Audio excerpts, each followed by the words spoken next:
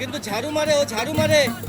স্পিনের বিপক্ষে সুইপ যেন এক অব্যর্থ কৌশল। অ্যালিক আথানেজও সেই চেষ্টাটাই করেছিলেন। সামনে যে বাংলাদেশের বাঁহাতি স্পিনার নাসুম আহমেদ।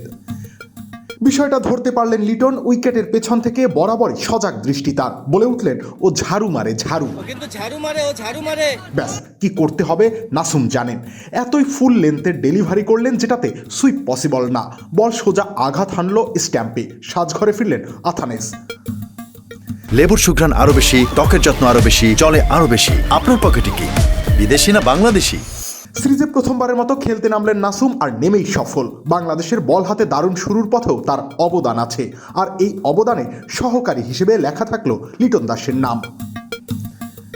লিটন যে দলের অন্যতম চালিকা শক্তি সেটা স্ট্যাম্প মাইকে শোনা কথায় বেশ ভালোই বোঝা যাচ্ছে। তবে এবার উইকেটের সামনেও জ্বলে উঠতে হবে। চলতি সিরিজে এক ডাক সহ 3 ম্যাচে করেন মোটে 6 রান। এই পরিসংখ্যান লিটনের সাথে যায় না।